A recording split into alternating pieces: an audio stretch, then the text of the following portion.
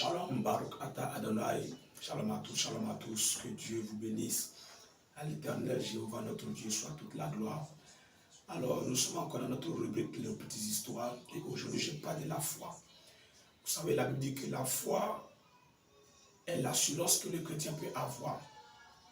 Et aussi la Bible dit que sans la foi, il est impossible que nous puissions être agréables à Dieu. Cela veut dire que la foi est un élément essentiel et principal dans la vie des chrétiens. Vous savez, dans le monde, les gens comptent sur ce qu'ils ont, les gens comptent sur les relations, les gens comptent sur les capacités, les talents, les gens comptent sur les connexions qu'ils ont pour pouvoir vivre. Ils ont des pieds, en d'autres termes, sur un caillou. Ils ont le pied sur quelque chose sur lequel ils comptent. Alors quand ils parlent par rapport à ce qu'ils possèdent et par rapport à ce à quoi ils sont rattachés ou ce sur quoi ils comptent. Mais pour le chrétien, la Bible est claire, sans la foi, il est impossible d'être agréable à Dieu. Sans la foi, il est carrément impossible de posséder les promesses et les choses que Dieu nous a données par sa grâce. Et la foi pour le chrétien, c'est comme l'eau pour le poisson. Vous voyez, si le poisson se retire de l'eau, sa vie n'a aucun sens. Sa vie ne peut plus aller de l'avant. Et le chrétien qui sort du contexte de la foi, le chrétien qui sort de la foi ne peut pas alors expérimenter les choses avec le Seigneur. Parce que la clé de la possession, la clé du miracle, la clé même du salut, la clé d'obtention de tout ce que Dieu nous réserve, c'est la foi. Alors tu dois maintenir ta foi et ta foi doit basculer de la foi ordinaire à la foi d'assurance. Vous savez, il dit la foi est une ferme assurance. Ça veut dire que la foi, c'est le fait de croire. Mais tu dois aller à une autre dimension où tu as l'assurance dans ce en quoi tu crois. Lorsque tu crois, tu auras certaines choses avec Dieu.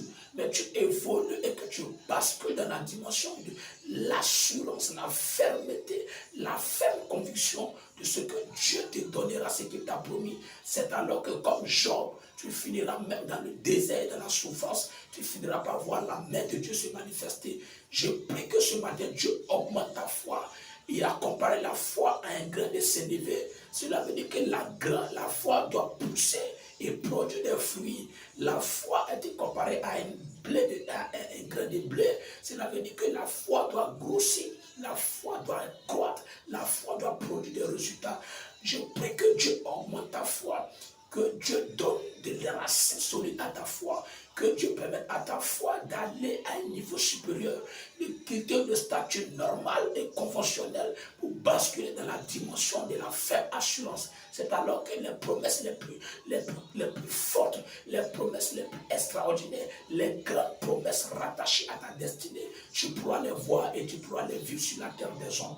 Que Dieu mette ta foi. Construis ta foi, bâtis ta foi, suivez ta foi, entretiens ta foi, alors ta foi grandira et ta foi pourra posséder les choses extrêmement impossibles naturellement pour ta destinée. Ne sors pas du côté de la foi, n'abandonne pas le chemin de la foi, n'oublie pas la force de la foi, reste dans le contexte de la foi, reste dans la famille de la foi, reste attaché à la foi, car la foi est la clé pour ouvrir le trésor du ciel et recevoir tout ce que Dieu nous a réservé. Que Dieu te bénisse abondamment, que la grâce et la faveur de Dieu soient sur ta vie, que tu expérimentes Dieu en cette saison de grandeur, bénédiction, et que ton cœur se réjouit dans l'igresse, parce que Dieu t'accomplira dans ta vie les choses pour lesquelles il t'a envoyé sur la terre. Que Dieu vous bénisse dans la rubrique de petites histoires avec vos serviteurs, prophètes exaucés. Abonnez-vous, soutenez ce que nous faisons. Participez à l'évangélisation en partageant ce que nous faisons. Que Dieu vous le rende au centuple. Que Dieu vous le rende au centuple. Que Dieu vous bénisse. Et en ensemble, shalom.